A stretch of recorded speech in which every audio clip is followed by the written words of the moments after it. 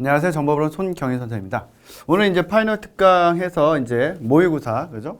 도형 모의사로 이제 해서 문제 풀어볼 텐데, 마지막으로 이제 총정리를 하는 것이기 때문에 이제 뭐 기출문제 중에서 필요한 것들, 아니면 근래 나왔던 기출문제, 우리 아직 안 풀어봤던 거 없고, 예전에 풀어봤던 문제도 있을 거예요. 좀 중요한 부분들을 한번 정리하기 위해서 보는 것이고요.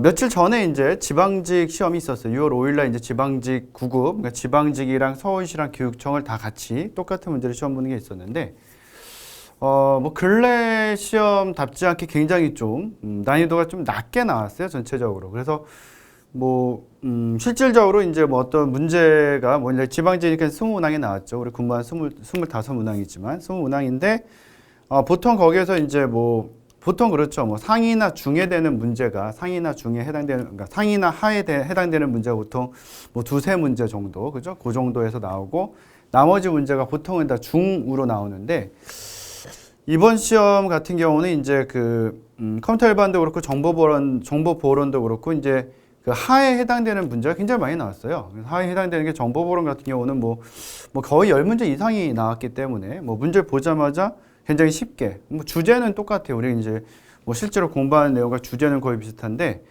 문제를 아주 이제 간단하게 좀 출제를 많이 했던 그런 부분이고, 뭐 그런 것들이 사실은 뭐 지방직은 사실 국가직보다 지금까지 문제에서는 더 이제 난이도가 좀 있게 출제되는 경향이 있었는데, 이번에 이제 2021년도에 국가직을 먼저 시험을 보고 9급을, 그다음에 지방직을 봤는데, 국가직에 비해서 지방직 난이도가 굉장히 떨어졌던, 그러니까 뭐 지금 근래 시험 봤던 수준에서는 좀 많이 낮게 나왔다. 그래서 그것도 이제 제가 해설 강의를 이제 해설 특강 강의를 올려놓을 거니까 문제가 이렇게 뭐 아주 어렵게 나오지 않더라도, 그죠? 그 범위를 보기 위해서 뭐 그 중에는 또 함정이 있는 문제도 있고 좀 어려운 문제도 당연히 포함이 돼 있기 때문에 전반적으로 이제 좀 평이하다 이런 거고요. 한번 꼭 확인해 보셔야 되고요.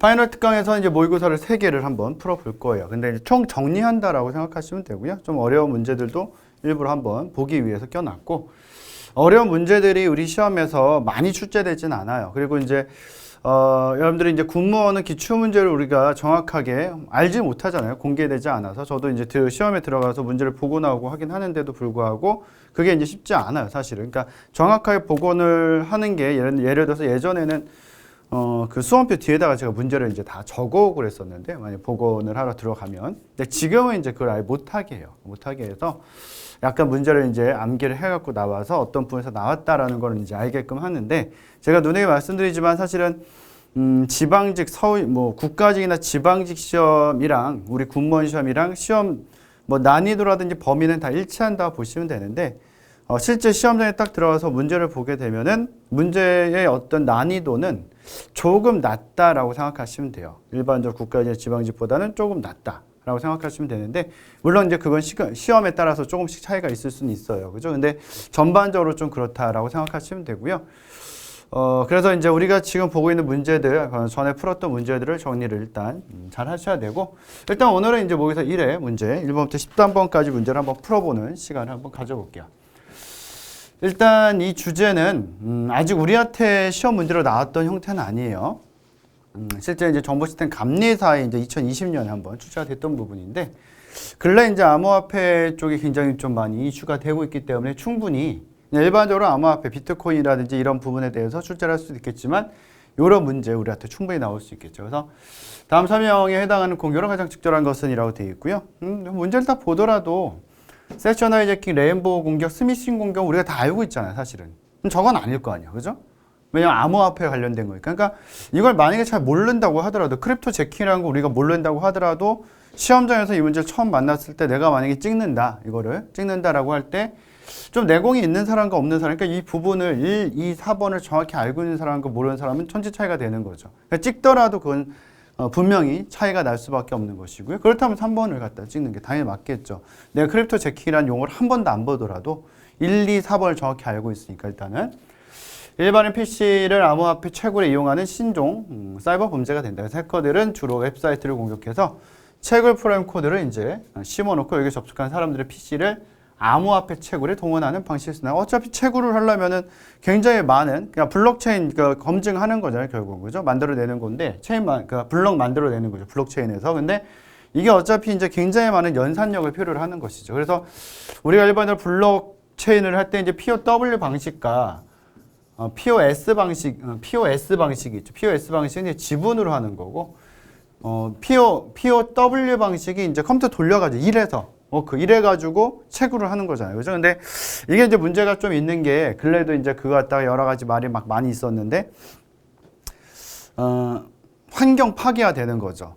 너무 많으니까 이걸 어차피 일을 해서 채굴을 하려면 컴퓨터를 돌려야 되는 거, 컴퓨터를 돌려면 전기를 써야 되고, 전기를 쓰려면 화석 연료를 써야 되잖아요. 그죠? 그렇게 이제 순환이 되다 보면은 환경 파괴 주범이 또 될 수 있다. 이런 얘기를 해서 지분 형태로 가는 것도 이제 많이 고려를 하고 있죠. 여기서 얘기하는 것은 일반적인 PC들이 이제 요즘 성능도 좋고, 그죠? 네트워크가 다 연결돼 있고 하다 보니까 그걸 몰래 이제 채굴에 공격자들이 이용할 수 있다.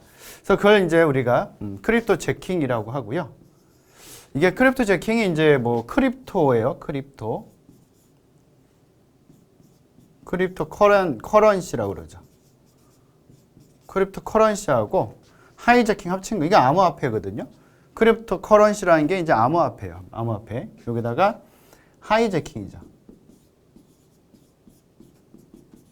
이거 혼합한 게 이제 크립토 제킹이에요. 그래서 암호화폐를 이제 몰래 이제 다른 사람 컴퓨터로 채굴하는 그런 형태의 공격을 갖다 이제 크립토 제킹이라고 하고 있고, 근래 이제 그 암호화폐가 굉장히 비트코인이라든지 이런 거, 그죠? 이런 게 이제 많이 활성화되면서 많이 이제 필요로 하고, 그죠? 그래서 채굴을 더 많이 하고 있고요. 그래서 정확히 보면 POW 방식이 이제 비트코인 쪽이고 계열이고, POS 방식이 이제 이더리움 쪽 계열이죠, 일단. 그죠? 뭐 그런 것도 우리 시험에서 간단히 나온 적이 있기 때문에 알아놓으셔야 되고, 1번 정답은 이제 3번에 크립토 제킹이 된다. 라고 이제 보시면 되고요. 2번은 이제 뭐 항상 나와요, 문제가. 이번에 이제 뭐, 지방직 시험에도 1번 문제로 이게 나왔었는데 아주 간단히 나왔어요. 아주 간단히 나와서 문제 푸는 건 어렵지 않은데, 이 부분을 정확히 안다면 그런 문제들을 쉽게 풀 수 있다고 보시면 돼요. 그래서 가장 바르게 연결된 건데, 이제 뭐 정보, 개인정보를 도청당한 일이 없어야 된다. 그죠? 없이 이제 을에게 전달해야 된다라고 기밀성 되는 거고, 그죠? C가 될 거고, 그 다음에 갑은 송신한 개인정보가 조작당한 일 없이 무결성 보장해야 되겠죠, 그죠? 조작당했다면은 조작당했다는 걸 알 수 있도록 만들어줄 수 있어야 되기 때문에, 디귿에 이제 갑은 통신 상대 웹서버가 이제 을의 진짜 서버라는 것을 확인하고 싶다. 인증이죠, 그죠? 인증을 해야지만 저 서버가 진짜 그 갑의 서버나 을의 서버냐 이걸 알 수 있으니까, 그죠? 인증이 될 것이고, 그 다음에 적절한 시간에 접속해서 정상적으로 이제 내가 쓰고자 할 때, 그죠? 인가된 사람들은 써야 되겠죠, 그죠? 내가 인가된 사람인데도 불구하고 그 서비스를 쓰지 못한다면 뭔가 가용성을 저해하는 공격을 받았을 것이고, 그런 게 보통 도스 공격일 거니까. 그래서 D가 되겠죠. 그래서 CABD가 되네요, 그죠? CABD니까 이제 3번이 정답이 된다. 라고 이제 보시면 되고, 일단 용어들은 이제 뭐 기밀성, 무결성, 가용성 일단은 그거잖아요. 정보보호의 3대 요소니까 요거를 갖다가 중심으로 해서 보통 문제를 많이 내요. 이번에도 뭐 문제 나올 때 지방직에서 1번 문제 뭐 정보보호 3대 요소 중에서 뭐를 하나 골라라라고 나오는데, 보기에는 1번에 뭐 1, 2, 3번에 기밀성, 가용성, 무결성 나오고 4번에 책임성인가 접근성인가 접근성 그게 나왔었어요. 그래서 4번 일단 정답이 아니고 그 셋 중에 하나 고르는 걸로 문제를 뭐 아주 간단하게 출제가 됐던 이런 문제는 오히려 이제 이번에 지방지에 나왔던 문제보다는 상당히 좀 난도가 더 높은 이 부분에서는 뭐 아주 어려운 문제는 아니지만 그렇게 판단할 수 있고요. 2번 정답은 여러분들 3번 CABD로 이제 보면 된다라고 생각하시면 되고요. 네, 3번에 이제 다음 중 웹 방화벽의 주요 기능에 대한 설명으로 옳지 않은 것은 이라고 되어 있고요. 그죠? 그래서 웹 방화벽이라는 건 이제 뭐 어떤 요청이 있을 때, 그죠? 우리가 이제 살펴본다면은, 사용자 요청이 있다.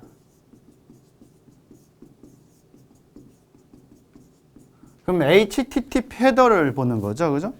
그래서, HTTP 헤더를 이제 뜯어보는 거죠. 파싱 하는 거, 파싱. 헤더를 파싱을 해서 사용자 요청 분석, 그죠?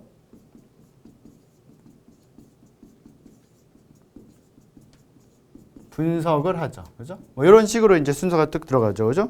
분석을 하고 이 분석한 데이터를 보통은 이제 뭘 하냐면요. 물론 아웃바운드도 하지만 인바운드. 어차피 우리가 방화벽은 웹 방화벽이든 일반적인 방화벽이든 인바운드, 아웃바운드를 다 쓸 수는 있겠지만 실제로 더 많이 신경 쓰는 것은 외부에서 내부로 들어오는 걸 신경 쓰는 거거든요. 그죠? 인바운드, 아웃바운드보다는. 그죠? 그래서 인바운드 이제 뭐 필터링이죠. 그죠? 필터링 정책에 위해서 이제 필터링을 하는 거죠. 그죠? 이렇게 돌아가는 거예요. 실제로는. 그죠? 그래서 웹 방화벽은 URL 단위의 탐지 기능을 가지고 있고 파일 업로드 제어 기능과 뭐 파일 검사 기능 같은 거 다 갖고 있을 수 있고 근데 웹 방화벽에서 분석한 데이터는 아웃바운드 정책도 물론 써요. 쓸 수 있어요. 나가는 것도 볼 수 있는데 아웃바운드 정책 필터링 모듈에서 만은 아니죠. 인바운드에 더 신경을 쓰니까 실제로 들어오는 게 신경 쓰지 나가는 게 신경 쓰는 건 아니거든요. 그죠? 어떤 부분에 더 많이 신경 쓰냐. 지금 옳지 않은 걸 찾는 거니까 2번이 지금은 이제 잘못된 내용이 된다라고 보시면 되고 그래서 고객, 클라이언트가 보낸 요청을 검사해서 악의적인 요청을 이제 요청과 침입을 검사하고 차단하는 그죠? 그런 기능이 있을 수 있고 그다음 URL이라든지 이제 서버 정보 위장 기능을 제공해서 이제 사용자에게 실제 서버의 위치와 서버 정보를 숨기는 그런 역할까지 가능하죠. 그래서 웹 방화벽이라는 거에서 웹 방화벽을 문제를 어렵게 내거나 그런 적은 없었는데 충분히 이제 이런 식의 문제들은 또 출제가 우리한테 될 수 있고 문제 유형이 군무원 같은 경우는 사실은 어떤 유형 물론 이제 국가직이나 지방직 문제 유형과 거의 흡사한 것도 많이 나와요. 그러니까 문제가 비공개다 보니까 이제 국가직이나 지방직 나왔던 문제 중에 실제 제가 시험장 가서 들어가 보면은 이건 내가 봤던 문제인데 국가직에 나왔던 문제인데 이런 문제도 있어요. 사실은. 그러니까 이게 지방직이나 국가직 같은 경우는 시험지가 바로 공개되기 때문에 어떻게 보면 기존에 나왔던 문제를 똑같이 쓰는 경우가 거의 없어요. 완전 없진 않아요. 그러니까 예를 들어서 국가직의 이제 9급이나 7급 문제를 보면은 많이 출제되지 않는 주제들이 있어요. 그런 주제들은 그러니까 아마 한 7년에 한 번, 10년에 한 번 막 이렇게 나오는 거, 그죠? 그렇게 나오는 문제들은 예전에 냈던 걸 그대로 내는 문제도 있어요, 진짜. 국가직이나 지방직임에도 불구하고. 근데 그 비중이 이제 군무원 쪽뿐만이 아니라 이제 비공개가 되는 시험들이 보통 그랬어요. 비공개가 되는 시험들이 다른 시험 문제를 이제 갖다. 그래서 이제 실제 그 문제를 이렇게 유출시키는 걸 굉장히 강력하게 막아요. 예전에는 그러니까 프로그래밍 언어 있을 때, 그러니까 정보보호론 시험 보지 않고 프로그래밍 언어 있을 때는 비공개 시험은 거의 제가 들어가서 문제를 적어 왔어야 되거든요. 왜냐하면 그때도 학원에서 이제 문제를 적어 오는 사람들이 있어요. 근데 예를 들어서 국어나 이런 거, 다른 거 이제 그냥 텍스트로 된 거는 잘 적죠. 이렇게 잘 적는데 이 프로그래밍 언어 같은 경우 코드다 보니까 그 내용을 아는 사람은 좀 잘 적겠지만 그분들이 이제 내용을 잘 모르기 때문에 예를 들어서 기호 하나만 잘못 적어도 위목이 완전 바뀌잖아요, 코드가. 그래서 그걸 몇 번 겪다 보니까 이제 너무 이렇게 좀 답답한 거죠. 좀 문제를 보고 난 걸 이제 수험생분들한테 풀어드리고 해야 되는데 그래서 거의 제가 들어가서 보고를 했는데 그때는 진짜 그냥 적어왔어요. 그 뭐라고 안 했어요, 그때. 근데 이제 한 7, 8년 전, 6, 7년 전 그때부터 그런 것 같아요. 아주 강력하게 이제 아예 못 적게. 심지어 이제 살짝 적으면 이제 그걸 뺏어가려고 하는 그런 부분도 있어서 조금이라도 적어놨는데 또 그거 뺏기면 아예 문제를 또 모르니까 그냥 주제 정도만 조금씩 적는 거. 지적 당하면서도. 그죠? 또 이게 문제 또 이렇게 분석하러 들어가면은 자꾸 또 맨 앞자리가 걸리더라고요. 그러면 이제 감독관 선생님이 바로 옆에 있으면은 적기가 좀 그렇잖아요. 또 이게 그 사람 무시하는 것 같은 그런 느낌도 들고 약간 적지 말라고 하는데 그래서 그걸 자꾸 머리로 이제 외우려고 하는 부분이 있는데 그래서 문제를 보면은 그런 부분이 있어요. 그래서 예를 들어서 경찰 쪽 시험 문제라든지 군무원 시험 문제가 약간 흡사한 면이 있어요. 그러니까 군무원 시험 문제 같은 경우도 이제 문제에서 사실 제가 좋아하는 형태는 아닌데 다음 중 보기에 있는 내용 중에서 옳은 거를 골라라. 기역, 니은, 디귿, 리을이 있는데 그냥 골라라가 아니라 옳은 건 몇 개냐. 이런 문제 사실 굉장히 좀 안 좋은 문제거든요. 좀 책임감이 없는 문제인데 그런 식의 문제도 가끔 출제가 되고 사실은. 그죠? 그래서 이제 이 부분도 사실은 이제 이게 웹방화벽 문제, 이 문제도 제가 응용한 거는 이제 그 해경 쪽 문제 응용한 거거든요. 그쪽에서 많이 나왔었죠, 문제가. 그래서 우리한테도 간단히 나올 수 있기 때문에 여러분들 어떤 거다라는 걸 이제 봐놓으셔야 되고, 3번 정답은 이제 2번이 된다라고 보시면 되고요. 이거 거꾸로 눌렸네요. 그 다음 이제 4번에 보시면 이제 DRP라고 했어요. 재복구 계획이죠. 그러니까 재복구 계획, 재난복구 계획. 디제스터라는 게 이제 재난이나 재해가 되니까. 그래서 테스트 범위와 강도에 따라 5단계로 나뉘죠. 뭐 어려운 문제 아니죠. 제일 간단한 게 체크리스트 확인하는 거. 그죠? 그 다음에 그걸 토대로 이제 회의하는 거죠. 구조적 검토 회의.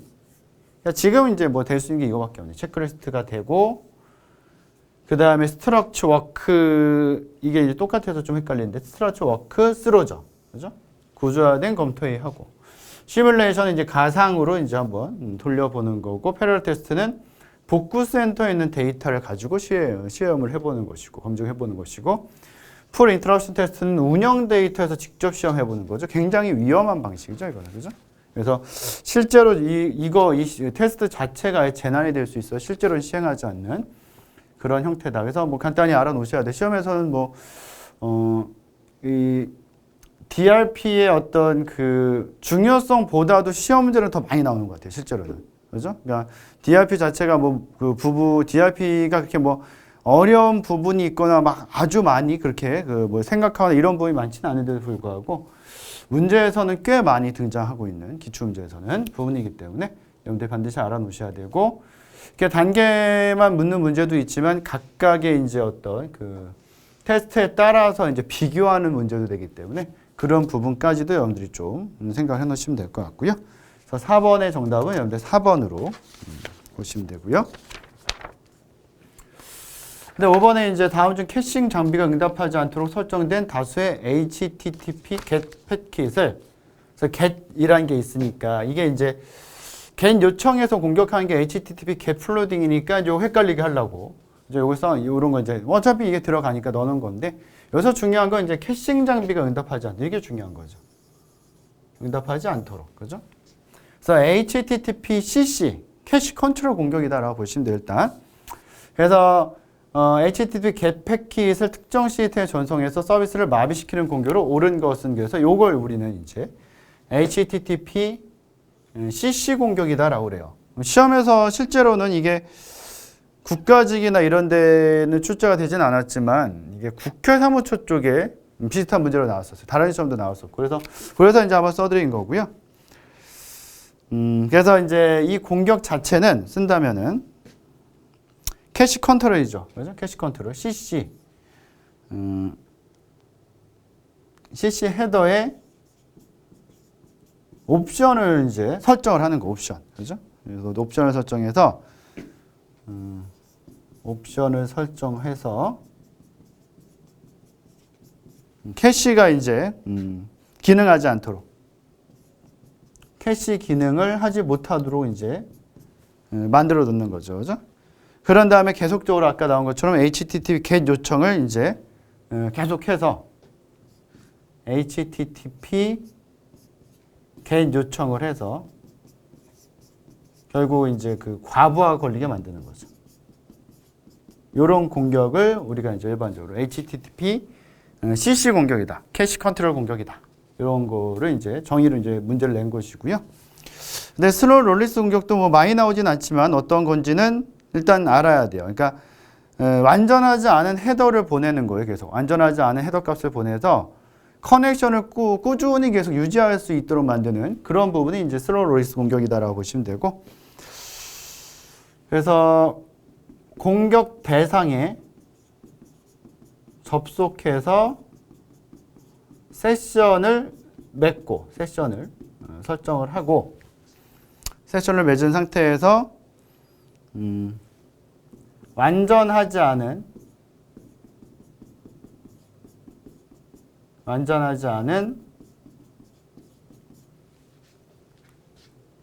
헤더 값을 계속 보내는 거예요.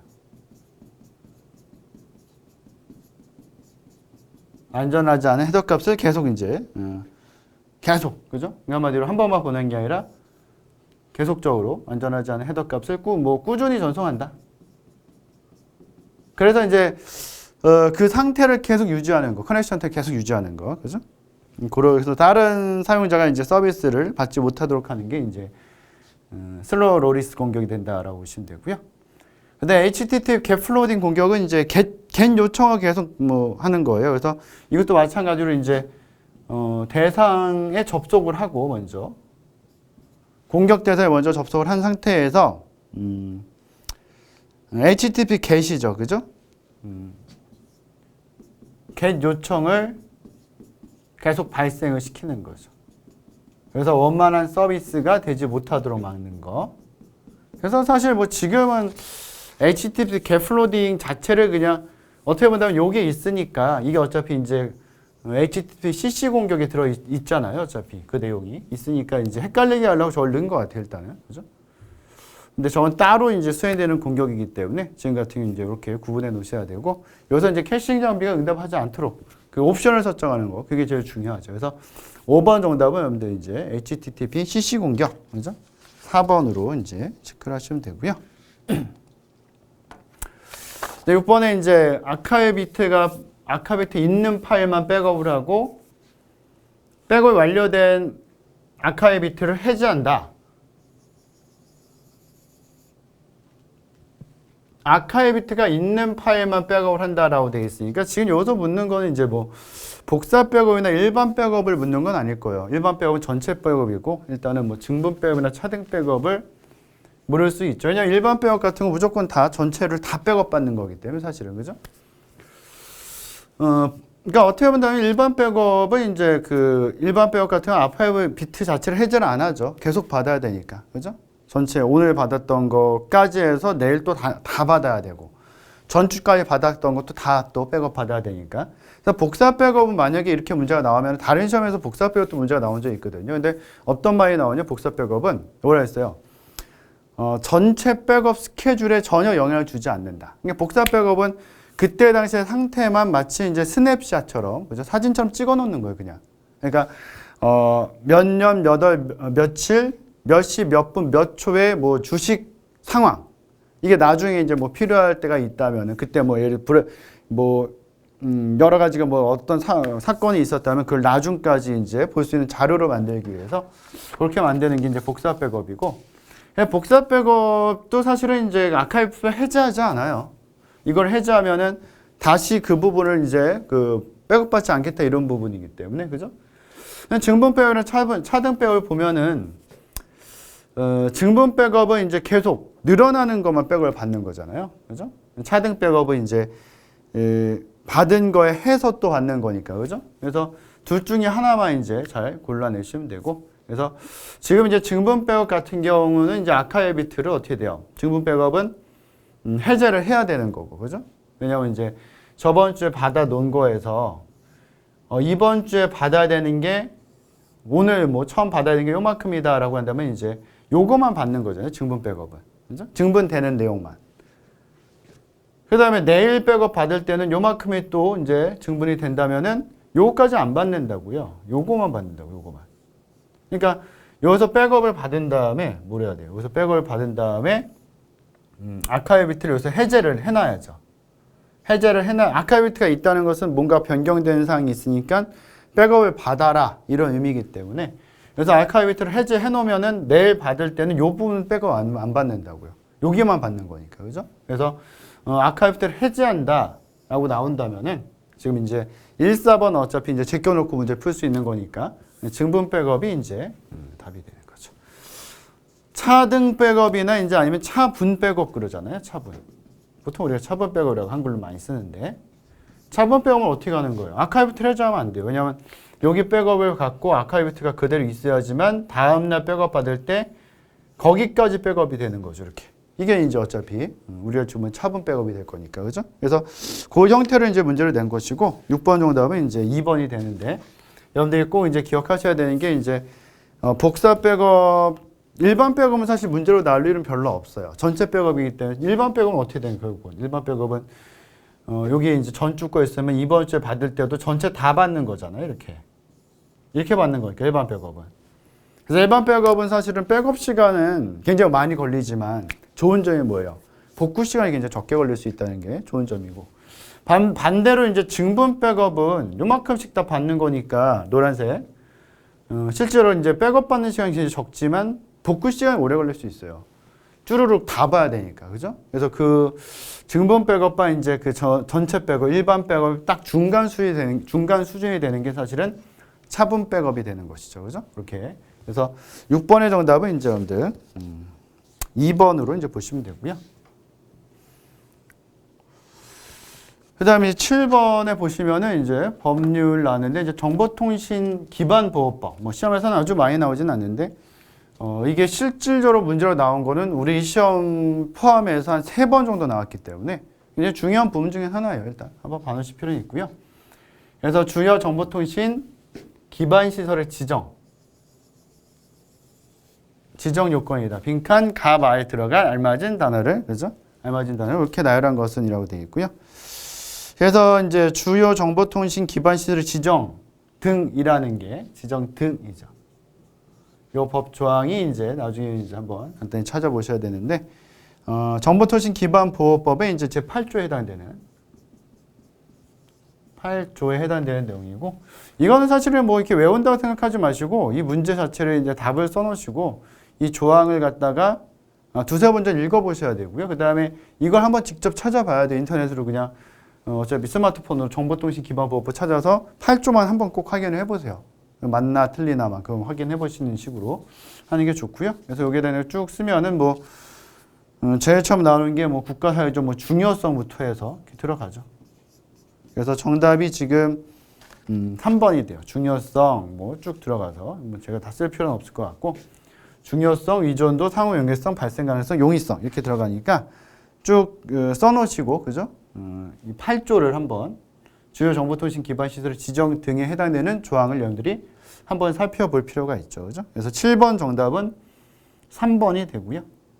3번이 되고, 여러분들 한 번 정도 이제 법률도 이제 한번 찾아서 확인하셔야 되고, 외운다고 생각하지 마시고 이제 이 지금 문제에 있는 거를 한 2번이나 3번 정도 읽어보는 식으로 보시는 게 제일 좋다라고 보시면 되고요.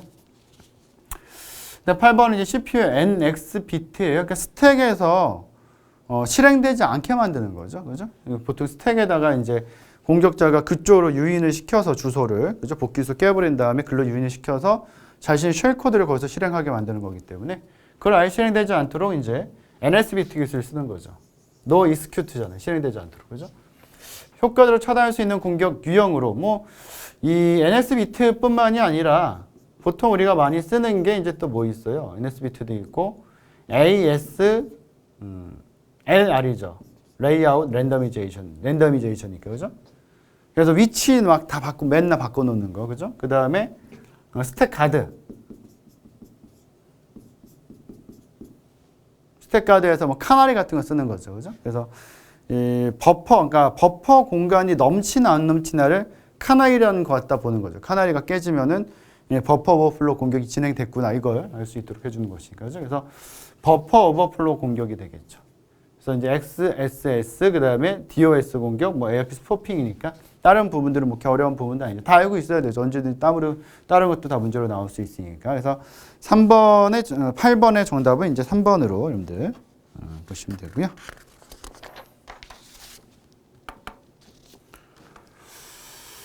이것도 이제 뭐 많이 나온 건 아닌데 이제 좀 어렵게 나오는 시험, 국회 사무처 시험은 좀 많이 어렵게 출제가 되거든요. 근데 일단 뭐 전산직을 준비하시는 분들은 근래는 좀 많이 뽑아요. 근래는 좀 많이 뽑는데 그래도 시험을 한번 보시면은 아직까지는 그래도 메리트가 좀 있죠. 그죠? 왜냐면 국회 사무처 자체가 이제 전산직 공무원을 뽑으면은 구급 공무원을 뽑으면은 도서관 쪽으로 가거나 아니면 국회 사무처 그 전산 업무 보는 팀으로 가거든요. 아직까지 전산 업무 보는 팀에 인원이 많지 않아요. 한 3, 4년 전에 저와 같이 이제 공부하던 굉장히 이제 계획표도 잘 짜고 이제 그렇게 했던 분인데 시험 몇 개를 합격했어요. 근데 그저 골라서 이제 국회 사무처를 갔던 굉장히 열심히 했죠. 많이 열심히 했는데. 근데 벌써 간지 한 3년밖에 안 됐잖아요. 지금 간지 3년밖에 안 되는데 지금 8급이에요. 9급으로 갔는데 벌써 8급이고 내년 되면 7급 돼요. 내년에서 2년 더 지나면 6급이 돼요. 그 친구는. 그래서 지금 아직 국회 사무처인데 올해 또 많이 뽑더라고요. 사실은. 많이 뽑아서 이제 그 진급이 아무래도 이렇게 뭐 고속 진급이 안 될 수는 있어요. 앞으로는. 근데 아직까지는 이제 9급으로 들어가면은 2년마다 승진이 돼. 2년마다 지금까지. 그래서 9급에서 6급까지가 6년밖에 안 걸리니까 엄청 빠른 거죠. 9급으로 들어가서 7급까지 달기까지가 사실은 뭐 10년 정도, 10년 좀 안 걸리긴 하는데 그 정도가 걸리는데 9급으로 들어가서 6급까지 진급을 하는 게 이제 6년이 걸리면 굉장히 빠른 거죠, 사실은. 그래서 뭐, 그 친구 같으면 뭐 그래요. 보통은 7급이 합격이 되더라도 고민을 해요, 막. 7급으로 갈까, 국회로 갈까, 이런 식으로. 그럴 정도이기 때문에 여러분들도 이제 시험이 공고가 나오고 이제 시험을 볼 수 있는 상황이라면은 국회 사무처는 한번 봐보시면은 이게 뭐 이제 뭐 내가 공부를 뭐 안 했는데 한번 보겠다 이건 아니고 여러분들 꾸준히 공부를 계속 하셨으니까 이게 뭐가 있을 수 있냐면은 여러 번 시험을 보면은 이게 점수가 항상 똑같지는 않거든요. 왜냐면 그 시험마다 문제의 어떤 그 유형 같은 게 좀 달라요. 주제는 같은데 문제를 이렇게 내는 스타일이 좀 다른 거예요. 출제자마다. 그죠? 그러면 이제 어떤 경우가 있냐면은 다 그렇지는 않은데 그 시험에 따라 점수 차이가 좀 나는 분들이 있어요. 그러니까 지방직이나 국가직은 고정적으로 좀 점수가 나오는데 뭐 경찰이라든지 공무원이라든지 국회 사무처라든지 예를 뭐 선거관리위원회 이런 시험을 보면은 자체 문제를 이제 따로따로 문제를 내기 때문에 어떤 시험에서는 보통 평균적으로 한 75점 정도 맞던 학생이 이제 어떤 시험에서는 뭐 그날 뭐 컨디션이 좋을 수도 있죠. 뭐 90점 가까이 막 커트라인이 막 나오는 거죠. 합격이에요, 사실은. 그죠? 그래서 이 시험을 갖다 몽땅 다 1년에 볼 수 있는 시험을 다 보는 건 좋지는 않지만 내가 이제 볼 수 있는 어떤 선상에서 허락되는 선상에서는 그래도 뭐 시험을 한두 번만 보는 것이 아니라 1년에 적어도 3-4번 이상은 시험을 좀 보는 게 훨씬 더 낫죠. 시험 보는 것도 약간 시험장의 어떤 경험도 있고 해야 되니까, 그죠? 그런 것도 좀 생각해서 보셔야 되고. 그래서 이제 뭐 쉽지는 않은 부분인데 한번 이제 확인을 해본다라고 보시면 될 거예요. 그래서 DNS의 보안 이역과 DNS SEC라고 되어 있죠. 그래서 도메인 네임 시스템의 보안, 시큐리티 익스텐션이니까 이제 확장해 놓은 거죠. 보안을 이제 확장해 놓은 거. 대응에 대한 설명으로 우차하는 것은 보통 이제 그 DNS SEC 같은 경우는 DNS 스택 같은 경우는 보통은 여기 있는 거 캐시 포이즈닝 공격 같은 걸 막을 수 있어요. 그걸 막는 형태다. 그러니까 왜 그러냐면은 요거예요. 중요하죠. 요런 것들이 이제 보통은 우리 문제로 나온다고 하더라도 DNS SEC에 대한 정의를 써놓고 이게 뭐냐라고 물어보는 문제가 나올 수 있거든요. 그래서 DNS SEC는 서버의 응답에 전자섬을 부과해서 이걸 나중에 뭘 할 수 있어요? 검증할 수 있어요. 검증해서 서버 인증이라든지 이게 중요한 거죠. 무결성을 제공할 수 있는 거죠. 그러니까 한마디로 이제 캐시 포이즈닝 공격은 DNS 캐시에 저장된 정보를 오염시켜서 오염시키면 뭐가 돼? 무결성이 깨지는 거잖아요. 그러니까 그걸 보장하는 거예요. 얘는. 그걸 알아내는 거예요. 그래서 오염시켜서 공격자가 지정한 주소로 유도를 하는 거거든요. 근데 이걸 갖다가 알아낼 수 있는 거죠. 이걸 방지할 수 있는. 그러니까 DNS SEC는 결국은 캐시 포이즈닝 공격을 방지할 수 있는 거죠. 인증과 무결성이 있으니까. 그렇죠? 전사 설명 때문에. 그렇게 들어가는 거예요. 하지만 이제 DNS SEC가 인증과 무결성으로 캐시 포이즈닝 공격을 막을 수는 있지만 뭐 피싱이라든지 도스 공격 막을 수는 없거든요. 근데 그 문제를 굉장히 많이 써요. 이 문제는 사실은 국회 사무처에 이게 처음 나온 게 아니에요. 지금 서버의 응답을 숨기지 않지만 서비스 거부 공격을 막는 효과가 있다. 서비스 거부 공격, 도스 공격이라든지 이게 대학 교재에 나와 있는 거라고 그래요. 이거는 진짜 뭐 많이 나와 있지는 않은데 조그맣게 나와 있어서 피싱 공격을 막을 수 없어요. 요건 기억해 놓으셔야 돼요. 그래서 지금 여기서는 이제 뭐 옳지 않은 걸 찾는 거니까 정답은 이게 되죠. 그래서 뭐 한마디로 한다면은 우리가 지금 보고 있는 DNS SEC 공격은 캐시 포이즈닝 공격을 막을 수는 있지만 뭐 도스 공격이라든지 디도스 공격 뭐 이런 것들 뭐 DR도스 뭐 피싱 이런 거 어차피 다 그 부분은 도스 계열이라고 보면 되니까 도스 공격과 피싱 공격은 막을 수 없다. 그죠? 그렇게 여러분들 하나 생각을 해 놓으시면 되고 9번 정답은 이제 4번이 되죠. 그래서 DNS SEC에 대한 거를 이 문제로 정해 놓으시면 돼요. 문제 정의가 다 나와 있으니까. 그죠? 뭘로 한번 확인해 놓으시면 좋을 것 같아요. 그래서 9번 정답은 여러분들 이제 4번이 이제 잘못된 거죠. 그죠? 4번으로 보시면 되고 3번이 DNS SEC의 어떤 이제 아주 간략히 적은 정의이기 때문에 제가 저기다 별표를 하나 쳐드린 거예요. 앞으로 우리 문제에서 이제 출제가 된다면 저런 부분들 중요하기 때문에. 그래서 9번 정답은 4번으로 여러분들 보시면 되고요. 10번의 위험관리에 대한 설명으로 옳지 않은 거. 위험관리를 이제 아주 뭐 기본적인 어떤 개념을 넣어놨는데 그냥 읽고 넘어가 버리면은 상당히 좀 어렵게 헷갈릴 수 있는 부분이기 때문에 잘 보셔야 되고요. 위험을 최소한으로 감소시키는 건 아니에요. 그죠? 최소한 아니에요. 보통 우리가 위험 관리를 하거나 위험 분석을 해서 평가한 다음에 대책을 세우는 것은 보통 그렇잖아요. 전체 위험이 있으면은 이 전체 위험을 완전히 다 없애려고 노력하는 건 아니거든요. 이걸 다 없애려고 노력하면은 실질적으로 그 비용이 굉장히 기하급수적으로 늘어나요. 그래서 굉장히 좀 비용이 많이 들기 때문에 실제로는 이제 전체 위험을 정보보호 대책에 위해서 뭘 해줘요? 잔여 위험을 남기죠. 이 잔여 위험은 뭐예요? 우리가 감당할 수 있는 위험, 우리가 감수할 수 있고 수용할 수 있는 위험이다. 거기까지 남겨놓는 거예요, 사실은. 그죠? 그래서 지금 여기서도 이제 뭐 위험을 최소한으로 감소시키는 것이 특징이 목적이다. 이렇게 써놨는데 실제로는 이제 최소한으로 감소시키는 게 아니라 위험을 우리가 이제 감수할 수 있을 정도, 그죠? 감수할 수 있는, 수용할 수 있는, 감내할 수 있는 수준, 그죠? 한마디로 수용할 수 있는 수준이죠.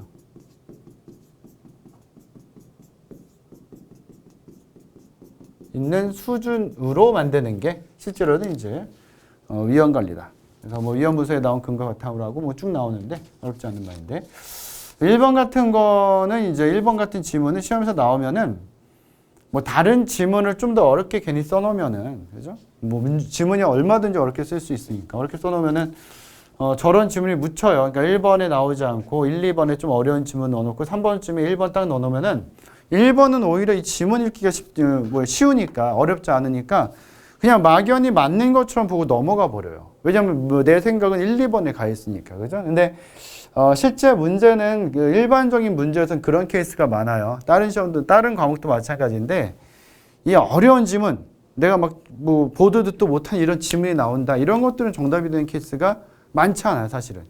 약간 이제 연막 작전 한 거죠. 그걸로 인해서 실제 정답이 되는 건 기본적인데도 그걸 못 보게 만드는 거죠. 그죠? 그런 개념들이 있기 때문에 시험장에서는 그런 거 잘 신경 써서 반드시 공부하셔야 되고요.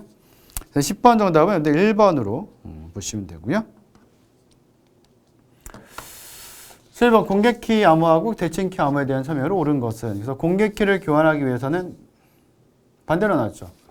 대칭키를 교환하기 위해서 공개키를 쓰겠죠. 그죠? 하이브리드에서 128비트 RSA가 아니라 RSA가 비대칭키니까 비대칭 공개키 시스템이 훨씬 더 키가 길죠. 반대로 돼야 돼요. 그것도 그죠? 오히려 대칭키가 128이고 이제 얘가 2048이나 1024 뭐 이렇게 될 수 있고 공개키하고 대칭키가 이제 둘 다 기밀성과 무결성을 동시에 보장한다라고 되어 있는데 기밀성 보장하는 거죠. 무결성 보장하는 게 아니라 물론 이제 대칭키 같은 경우는 해시랑 합쳐져서 MAC 같은 걸 만든다면은 무결성까지도 가능하죠. 물론 해시가 있어야 되는 거기 때문에 그죠? 지금 같은 경우는 이제 어차피 기밀성을 보장하기 위해서 만드는 것이기 때문에 3번도 잘못된 것이고 긴 메시지 암호화에는 하이브리드 방식의 암호가 이제 뭐 당연히 효율적이겠죠, 그죠? 그래서 메시지는 이제 뭘로 암호화해요? 대칭키로.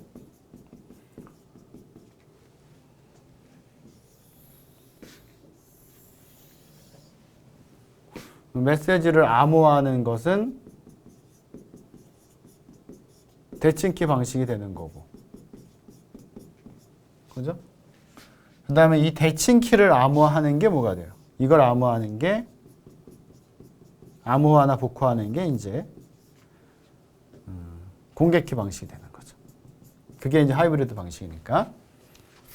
그래서 두 가지의 어떤 그 방식의 장점을 다 섞어 놓은 게 이제 하이브리드 방식이다. 그래서 11번 정답은 이제 4번으로 보시면 되고요. 12번은 요거 순서 한번 보시라. 이게 볼 일이 별로 없잖아, 이게. 그죠? 오히려 이제 그 로그 파일 같은 거 많이 보게 되는데, 이거는 사실 지금 안 보면은 여러분들 아마 시험 때까지 한 번도 안 보게 될 거예요. 그래서 한 번 더 써놓은 거고요. 그래서 0, 1, 2, 3, 4, 5, 6, 7. 그죠? 뭐 다른 시험에서는 이 단계 갖다가도 막 내고 하니까요. 그죠? 우리 시험에서는 따로 이렇게 나온 적은 없지만 충분히 뭐 나올 수는 있으니까 7단계까지 있고 또 여기까지가 굉장히 좀 치명적인 위험. 보통 이제 크리티컬 때문에 많이 헷갈려요. 크리티컬이 우리가 일반적으로 볼 때 굉장히 심각한 어떤 에러다 이런 걸로 많이 보기 때문에. 근데 이제 여기서 보는 것처럼 순서 내열 했을 때 즉시 조치를 요하는 심각한 에러가 발생하는 경우는 어떤 수준부터냐라고 되어 있으니까 이 두 가지가 그렇대요. 여기서부터. 얘네들 굉장히 심각하다 이거죠. 얼럿이나 에머전시죠, 에머전시. 그죠? 그래서 이제 얼럿이 정답이 되는 거니까. 근데 이걸 이제 안 보면은 대충 이게 나와 있다고 하더라도 이게 쭉 보면 이제 크리티컬 정도부터가 좀 굉장히 심각하다 이렇게 생각을 해서 3번을 찍는 경우가 많거든요. 그래서 문제를 좀 여러분들 알아보실 필요가 있어서 한 번 더 넣어놓은 것이고 간단히 좀 확인을 좀 해놓으시면 좋을 것 같아요. 그죠? 12번 정답은 여러분들 2번으로 보시면 되고요. 13번에 보안 운영체제 설계 원리와 이에 대한 설명으로 가장 적절하지 않은 것은 그래서 뭐 최소 권한이죠. 정보 보안에서는 이제 최소 권한이 디폴트예요. 일단은 최소 권한이. 그러니까 네가 필요한 것만 주겠다. 모든 걸 다 하는 게 아니고 필요한 것만 알게 해주는 게 최소 권한이죠. 반대로 최대 권한을 만약 걸어놓으면 최대 권한은 어떤 용도예요? 정보 보안 용도가 아니라 보호하는 용도가 아니라 공유하는 용도예요. 공유하는 용도. 그러니까 뭐 예를 들어서 뭐 공지사항 이런 것들은 최소 권한을 할 필요가 없잖아요. 그죠? 모든 사람들, 더 많은 사람들이 봐야 되니까 그럴 때는 최대 권한을 보는 것이고. 그죠? 그래서 최소 권한 각각의 사용자와 프로그램은 가능한 최소한의 권한을 사용해서 자기한테 딱 필요한 거. 그죠? 시스템 자원을 사용을 해야 될 것이고. 근데 허용에 근거한 접근이다. 허용의 근거. 허용의 근거를 하지 않죠. 정보 보안은. 일단 맞고 시작하죠. 너 누가? 맞고 그 다음에 얘가 이제 뭐 신분증 내면은 너 왔구나. 인가된 애구나. 들어와서 쓰는 거죠. 그죠? 그래서 접근 검토에 대한 기본값이 절대 접근 허용이 되지 않아요. 그러니까 이게 만약에 디폴트가 접근 허용이면은 얘도 디폴트가 최대 권한이 되는 거예요. 무슨 말인지 아시겠죠? 그죠? 이거 잘못됐네. 접근 거부죠. 기본은 접근 거부예요. 그죠? 그래서 접근 거부를 먼저 해놓고 들어와도 되는 사람이다. 들어와서 써도 되는 사람이다라고 하면은 그때 허용을 하는 거죠. 그죠? 2번이 이제 잘못된 거고. 완전한 조정, 직접적인 접근 시도와 접근 통제 메커니즘을 우회하려는 접근 시도를 완전히 검사를 해야 될 것이고. 뭐 완전히 검사한다는 게 사실 이제 쉽진 않지만 우리가 이렇게 이제 아예 그 보안 운영체의 설계 원리를 써놓는 것은 완전한 조정을 목표로 하는 거예요. 그래도 완전하게 되지는 않으니까 사실은. 그죠? 목표로 해야 된다. 근데 권한 분리, 객체에 대한 권한은 2개 이상의 조건에 의존해야 된다. 그죠? 그래서 권한 분리까지. 그래서 뭐 최소 권한이라든지 이제 뭐 접근 허용이냐 거부냐 이런 것들에 대한 것들은 별로 어렵지는 않지만 문제에서는 꽤 많이 여기저기 등장하는 부분이기 때문에 반드시 여러분들 알아놓으셔야 되고. 그 다음에 14번부터 25번까지는 다음 시간에 문제를 풀어볼 거예요. 그래서 문제를 여러분들이 풀어볼 때는 제가 처음에 그 말씀 안 드렸는데 1번부터 25번까지 문제를 한번 쭉 풀어보시고요. 시간은 제가 볼 때는 20분. 이번에 지방직 문제 같은 경우는 6월 5일 같은 지방직은 7분 만에 푼 학생도 있어요. 맞춰봤더니 7분 만에 풀었는데 95점 맞았더라고요. 하나는 자기가 좀 몰랐던 거였어요. 실수한 것도 아니었어요. 굉장히 잘 본 거죠. 그죠? 그러니까 보통 그렇게 시험을 보면은 한 90점? 이 정도 나와요. 합격생들이. 왜냐하면 내가 모르는 거 하나 틀리고 또 실수 하나 하고. 그 실수는 안 하면 좋은데 실수를 보통 많이 하거든요. 그죠? 그러니까 문제 풀 때 그런 거 굉장히 조심하셔야 돼요. 시험장에서는 실수를 꽤 많이 해요. 일반적으로 합격고에 들지만 합격을 못하는 학생들은 그렇게 문제를 풀었으면 95점이 아니라 80점, 85점 나와요, 진짜로. 왜냐면 실수를 두세 개 하니까. 그죠? 실수 안 할 수 있도록 하셔야 되고. 1번부터 25번까지 뭐 개인적인 차이는 있겠지만, 한 20분 안짝으로 여러분들 시간 정해서 한번 풀어보시고요. 문제는 저랑 같이 이렇게, 강의마다 맞춰보면 한 번씩 보시면 좋을 것 같아요. 그래서 오늘 여기까지 보고, 다음 시간에 14번부터 1강이란다. 모의고사 1회 14번부터 25번까지 문제를 한번 풀어볼 테니까요. 오늘 봤던 거 한번 복습해 보시고, 그죠? 좀 어려운 개념들은 더 막 찾아보실 필요는 없어요. 내가 진짜 이해가 안 가는 부분이 있다고 하면 한번 간단히 검색해 보시면 되는데 좀 어려운 부분들은 지금 문제로 나온 그 정도까지만 알아놓으셔도 또 문제를 풀 수 있는 문제들이 출제가 되니까 그렇게 좀 학습을 해놓으시고 전 다음 시간에 다시 여러분들 만나 뵐게요. 예, 수고하셨습니다.